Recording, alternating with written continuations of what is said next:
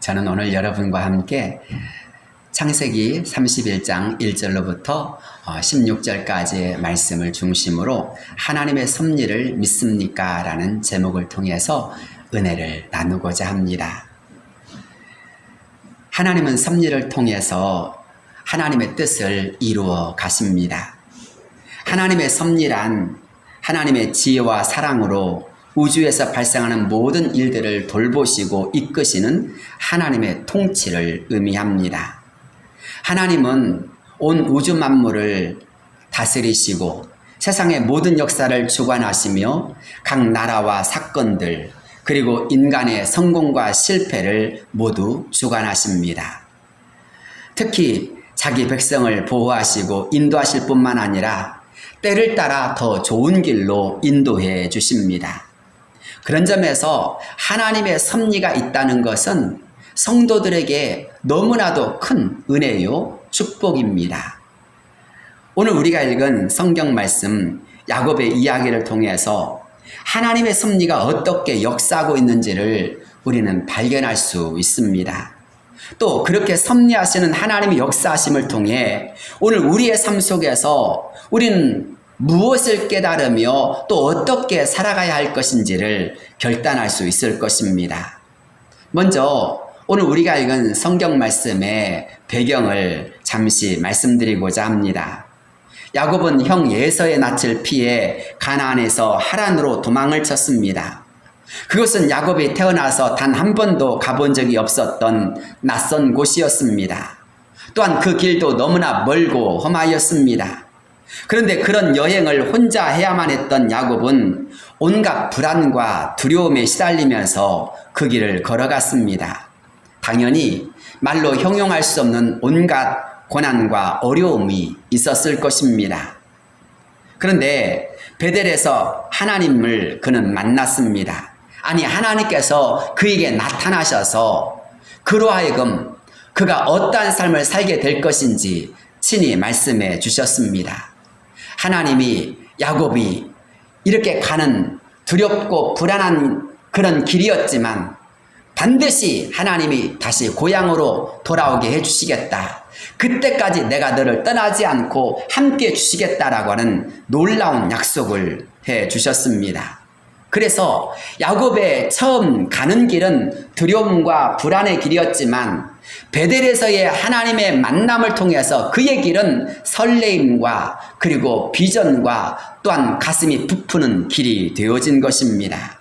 사랑하는 성도 여러분, 나 혼자 걸어가면 힘들고 불안하고 쓸쓸한 길이지만 하나님이 함께 하신 길, 하나님이 말씀이 있는 길은 용기와 비전과 설레임과 희망이 넘치는 길임을 믿으시기를 바랍니다.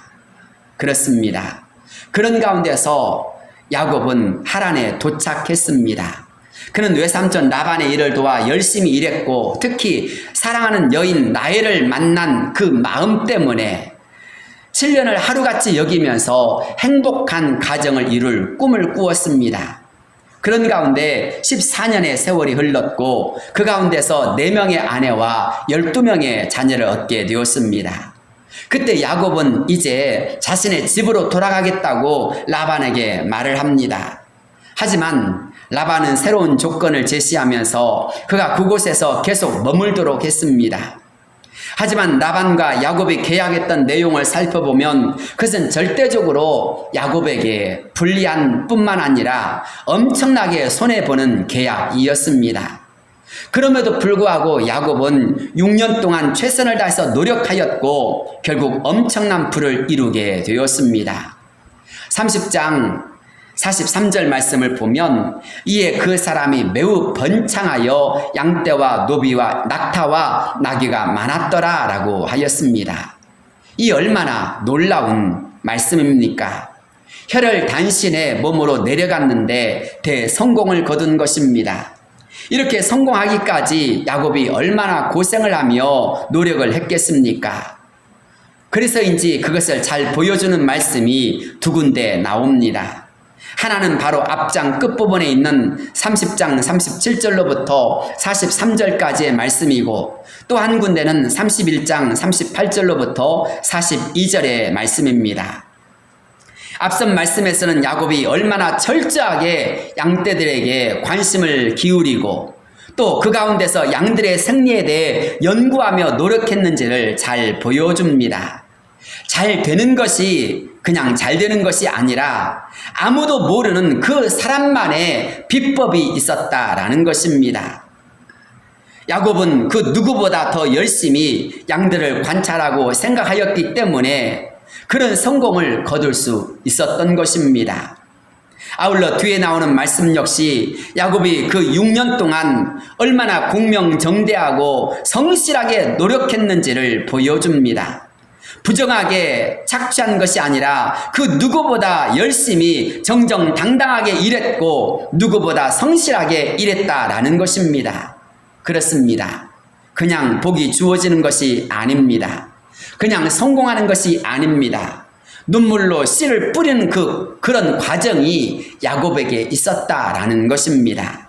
사랑하는 성도 여러분, 우리 모두는 나에게 주어진 삶 속에서 인생에서 성공을 하고자 합니다. 그리고 그런 꿈을 꾸고 열심히 노력을 합니다. 그러나 남보다 더 성공하고 남보다 더 잘되기 위해서는 바로 야곱과 같이 최선을 다해서 노력할 뿐만 아니라 성실함을 더할 수 있는 자가 되어야 합니다. 그런데 문제는 바로 이때부터였습니다. 야곱에게 닥친 문제가 무엇이었습니까? 바로 외삼촌 라반의 아들들의 시기와 질투가 시작되었다라는 것입니다. 그들은 야곱이 지난 6년 동안 엄청난 재산을 모은 것이 자기 아버지의 소유를 빼앗은 결과라고 생각했습니다. 그들은 야곱이 아내의 몸값으로 처음 14년을 종살이하면서도 한 푼도 모을 수 없었던 지난 날들과 품삯을 여러 차례 삭감했던 자기 아버지의 저혈압은 전혀 생각하지 않았습니다. 라반의 아들들은 그동안 야곱과 함께 하셨던 하나님 덕분에 자신들이 야곱 곁에서 누렸던 평안과 번영의 복은 까맣게 잊어버린 채 부자가 된 야곱을 시기하기 바빴습니다. 사실 라반의 아들들은 할 말이 없었습니다. 이미 6년 전에 라반이 야곱과 품삯을 두고 계약을 할 때 모든 점과 줄무늬가 있는 짐승들을 골라서 자기 아들들에게 맡기고 야곱이 맡은 짐승떼와 3일 거리를 두게 하였습니다. 혹시라도 야곱의 소유가 많아질 것을 대비하기 위해서 라반 스스로가 안전장치를 충분히 걸어두었던 것입니다. 그런데 그럼에도 불구하고 이런 결과가 나왔다면 그 아들들은 이런 일에 충분히 성찰해 보아야 하지, 그 벌어진 결과만을 두고 야곱을 시기한다는 것은 옳지 않았기 때문입니다. 이런 결과는 하나님께서 도우심이 아니고서는 설명이 되지 않습니다. 하나님은 베델에서 땅의 모든 족속이 야곱으로 말미암아 복을 받게 될 것이라는 말씀을 해주셨고 그 말씀대로 야곱에게 이런 복을 주신 것입니다. 겉으로는 야곱이 라반 곁에 있으며 재산을 축적한 것 같지만 돌이켜보면 그 모든 것이 오히려 하나님 때문이었다라는 것입니다. 사랑하는 여러분, 라반이 그렇게 잘 되었던 이유가 무엇이었을까요? 성경은 축복의 통로였던 야곱이 라반 곁에 있었기 때문이라고 말씀합니다. 그러나 하나님을 신뢰하지 않았던 라반과 그 아들들은 이런 신비한 하나님의 역사를 깨닫지 못한 것입니다. 원래 그들이 주어야 할 몫을 제대로 주지 않았기 때문에 하나님께서 모든 것을 바로 잡으셨다는 생각을 하지 못한 채 그저 그들은 불편함만 느꼈던 것입니다.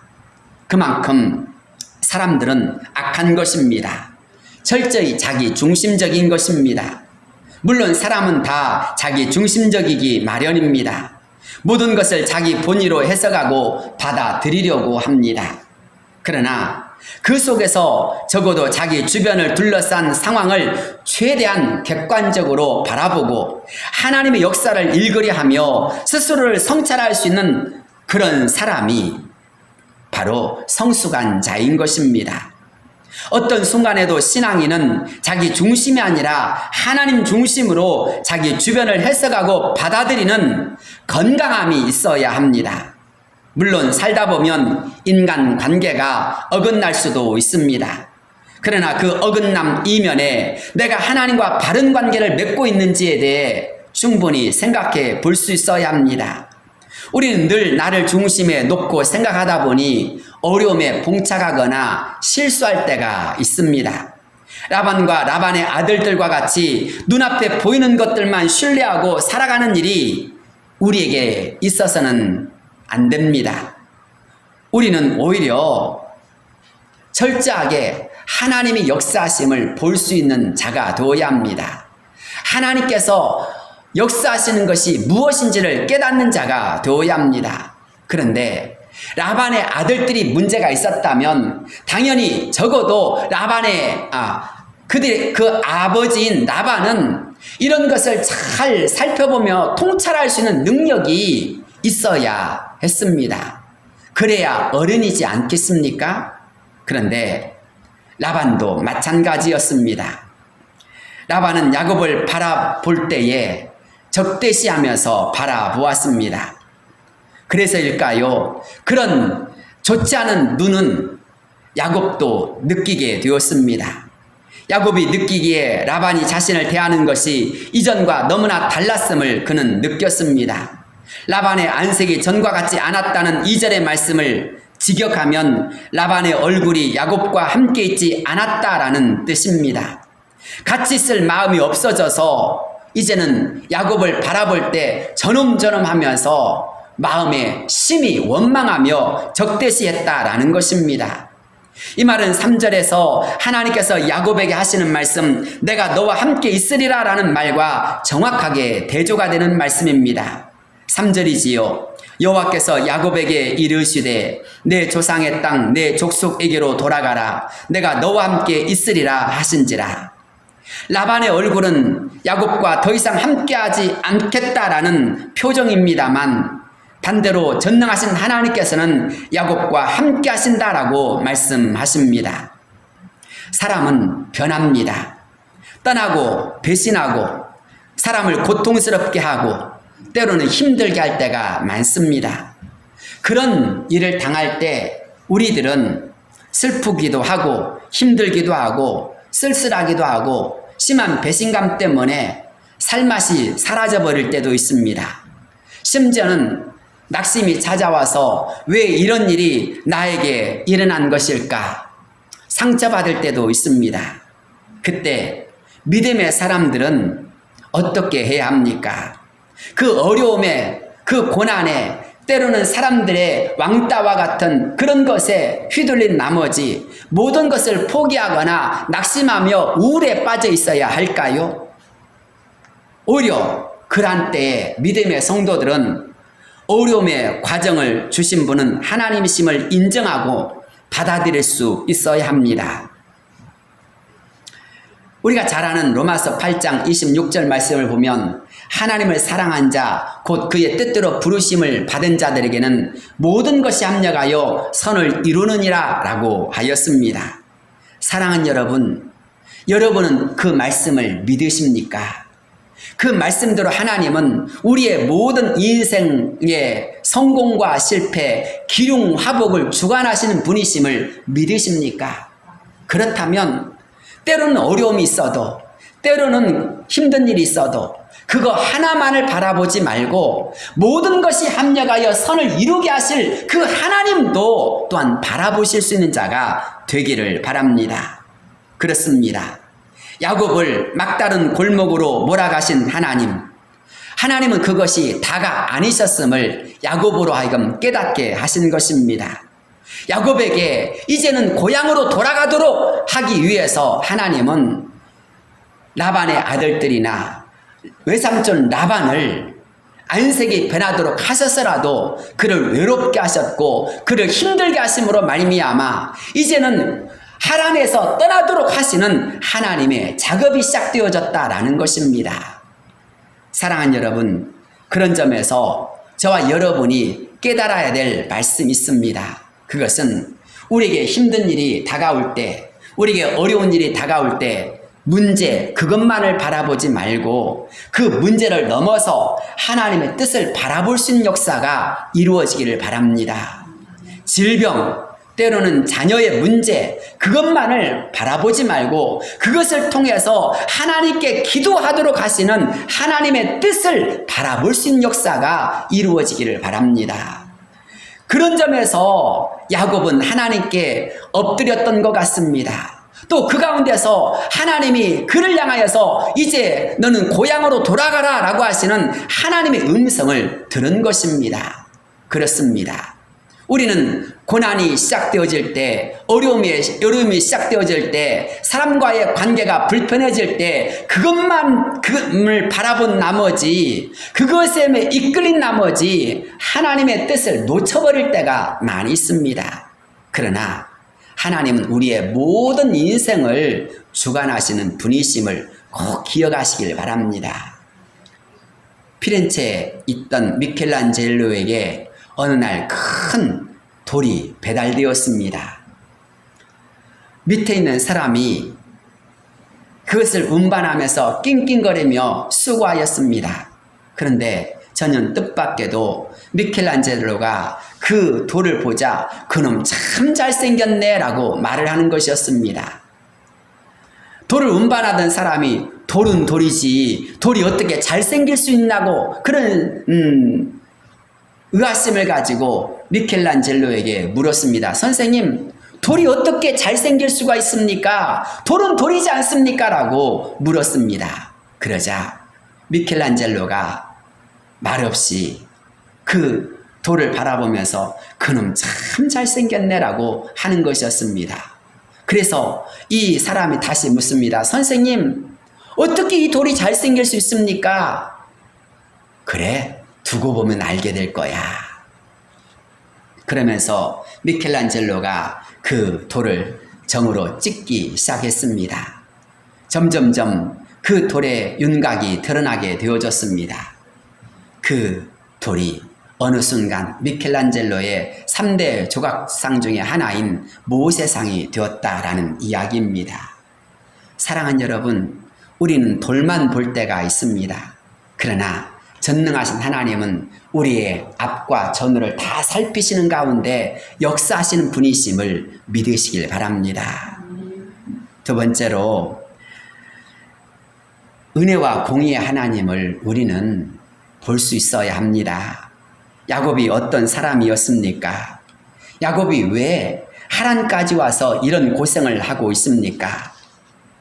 그 자신이 속이는 자였기 때문입니다. 하나님의 뜻보다 자신의 수단과 방법을 앞세우며 살았던 그런 사람이었기 때문입니다. 그런데 하란에 와서 라반을 만나자 자신은 라반 앞에서 아무것도 아니었습니다. 라반은 그런 방면에서 자신보다 열수 위였던 것입니다. 라반은 철저히 조카였던 야곱을 20년 동안이나 속이고 이용했습니다. 그런데 우리는 뜻밖에도 이 과정 속에서 역사하시는 정의와 은혜의 하나님을 발견할 수 있습니다.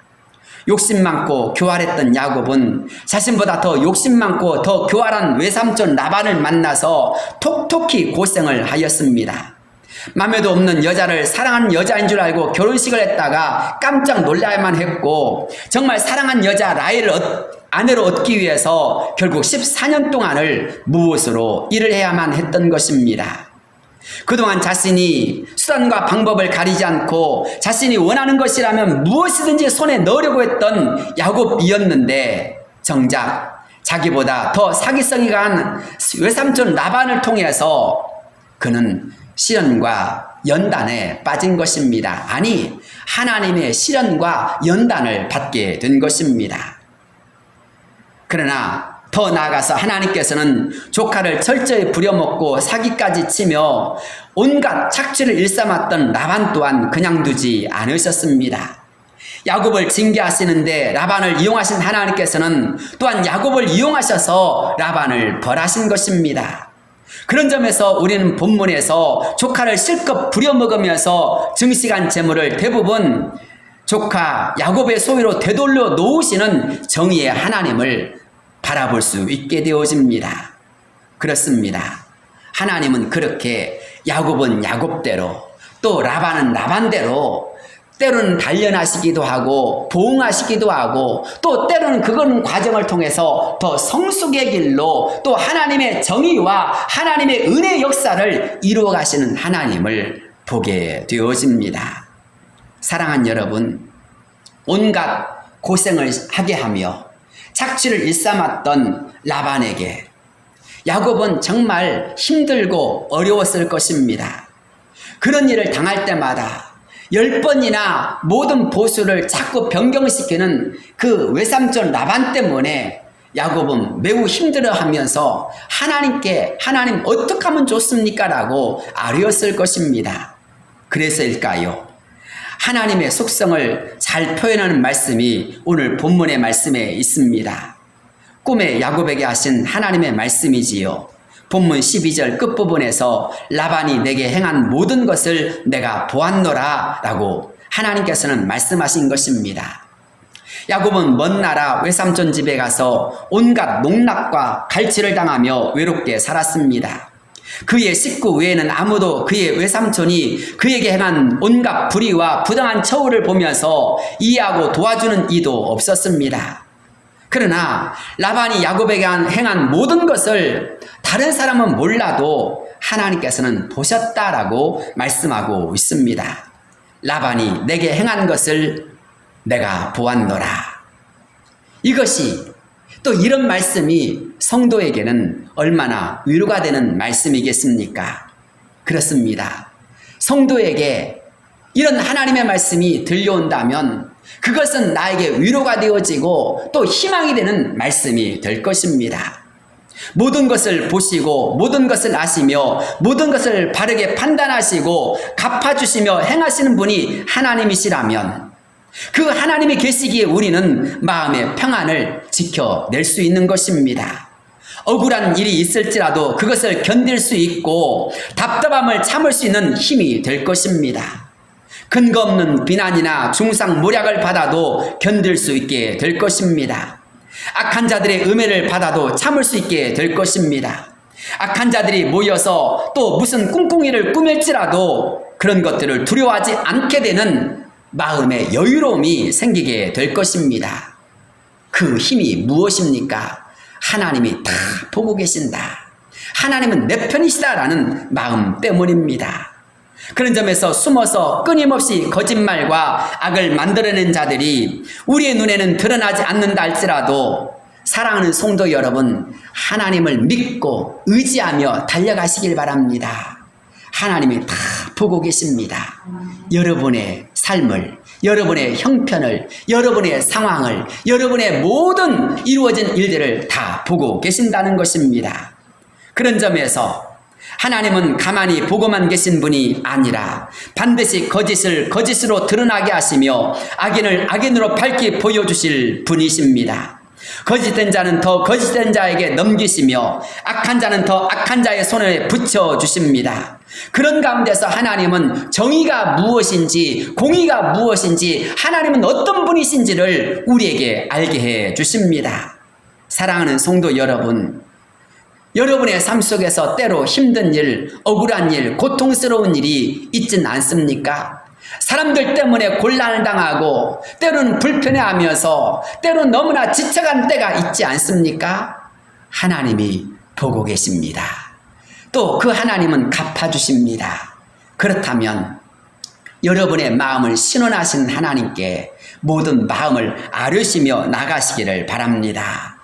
하나님이 일하시며 하나님은 역사하신 가운데서 여러분을 도우시며 반드시 공의가 무엇인지 하나님의 뜻이 무엇인지 알게 해 주실 것입니다. 아니 더 나아가서 억울하고 힘든 하나님의 사람들을 도우심으로 말미암아 악인들 앞에서 더 잘되게 하심으로 말미암아 하나님은 하나님의 백성이 하나님의 사랑받는 백성임을 증거해 주십니다.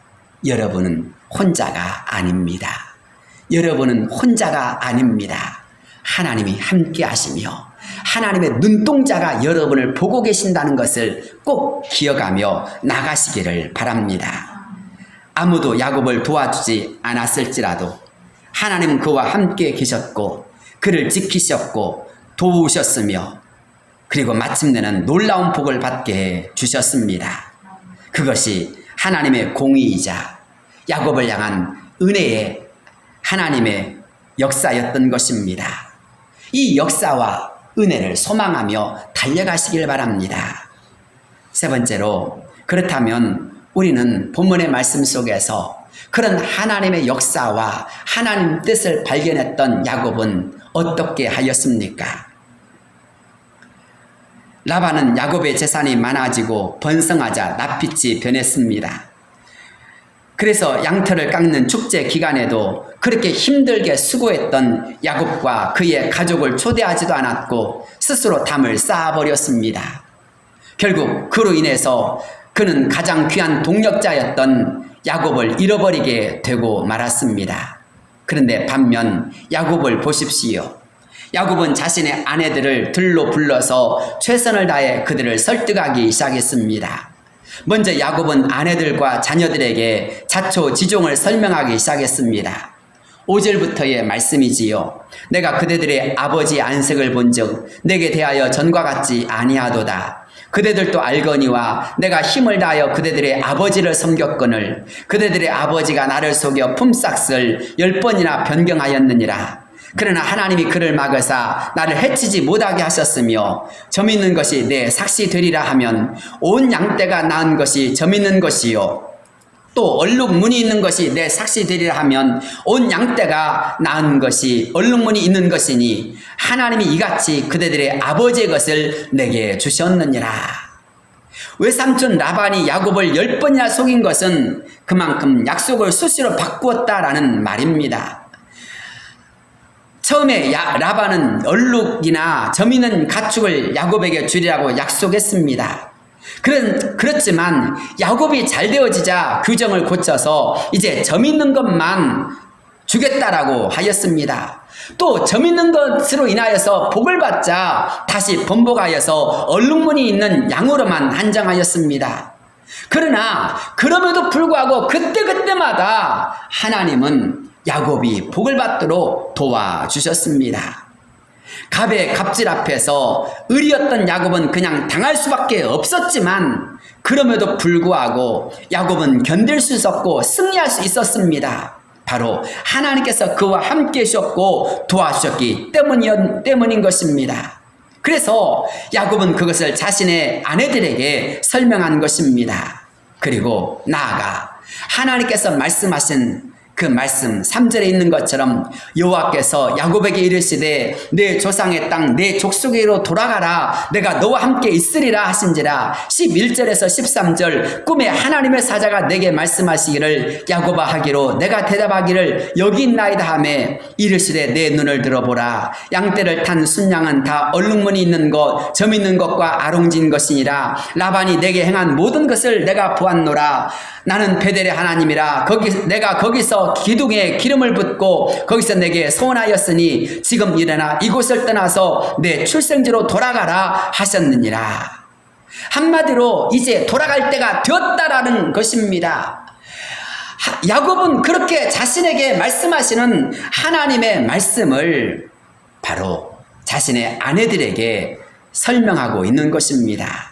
그러자 그런 야곱의 말과 하나님의 말씀을 들은 야곱의 아내들도 야곱의 계획에 동의하고 이렇게 말합니다. 14절과 16절이지요. 라헬과 레아가 그에게 대답하여 이르되 우리가 우리 아버지 집에서 무슨 분깃이나 유산이 있으리요. 하나님이 우리 아버지에게서 취하여 가신 재물은 우리와 우리의 자식의 것이니 이제 하나님이 당신에게 이르신 일을 다 준행하라. 그 당시 모든 일을 계획하고 결정짓는 것은 가장의 권한이자 책임이었습니다. 굳이 설명하지 않아도 그냥 행동만 하면 되었습니다. 그러나 야곱은 이때 혼자서 결정하기보다는 모두에게 모든 상황과 과정을 설명하고 그들의 동의를 구했습니다. 그 결과 모두가 야곱의 계획을 지지하였고 순종하기로 하였습니다. 우린 여기에서 야곱의 공동체 의식을 발견하게 됩니다. 함께 공동으로 수행해야 하는 일들이 있습니다. 그때 함께하는 사람들과 심도 있게 토의하고 동의를 얻으면 일이 보다 더 쉽게 이루어질 뿐만 아니라 즐겁고 빠르며 또 모든 일에 하나가 될 수 있습니다. 야곱이 바로 그랬습니다. 야곱은 곧바로 외삼촌 라반을 떠나서 모든 소유를 이끌고 강을 건너 기라 산까지 달려갔습니다. 모든 억압과 구속으로부터 탈출의 역사가 시작된 것입니다. 야곱이 자기 아내들을 설득할 때 한쪽으로 너무 많이 치우쳤다거나 까닭없이 그들의 아버지 라반을 음해하였더라면 아내들도 받아들이지 않았을 것입니다. 그러나 야곱이 지난 날을 하나님 앞에서 정리하고 그동안 있었던 라반의 모든 횡포 앞에서도 바르게 살아왔기 때문에 라헬과 레아는 자기 아버지의 이야기임에도 불구하고 야곱의 말이 맞다고 동의한 것입니다. 심지어 아버지가 자신들의 몫을 가로챘다는 것에 큰 상처를 받았다는 것을 말하기도 했습니다. 그래서 라헬과 레아는 아버지를 떠나서 이제 하나님의 말씀대로 가나안 땅으로 가는 그 일에 적극적으로 동참하며 동의한 것입니다. 사랑하는 성도 여러분, 그런데 이전 야곱은 어떤 사람입니까? 그는 자신의 이익을 위해서라면 자신의 가장 둘도 없는 형 에서마저도 적으로 만들었던 사람이었습니다.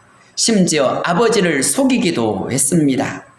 그러나 시련과 연단 속에서 그는 무엇보다도 가장 중요한 것은 가족임을 깨닫고 그 가족들을 소중하게 여긴 나머지 가족들의 동의와 지지를 받는 일에 먼저 최선을 다하였습니다.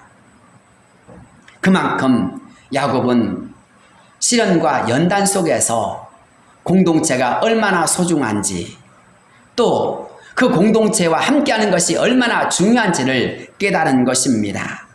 야곱은 시련과 연단 속에서 그만큼 성숙하고 또 변화하였던 것입니다. 사랑하는 성도 여러분, 혹시 우리는 과거에 머물러 있지는 않습니까? 정말 우리가 성숙하고 또 변하고 더 성장해야 할 때 성장하지 못함으로 말미암아 여전히 자기 중심적이며 자기의 생각대로만 하는 경향이 있지는 않습니까? 내 말을 앞세우기보다 주변의 사람의 뜻을 잘 헤아릴 수 있는 자가 될 수 있기를 바랍니다. 그래서 함께 갈 수 있고 또 같이 하나 될 수 있는 자가 되어야 합니다.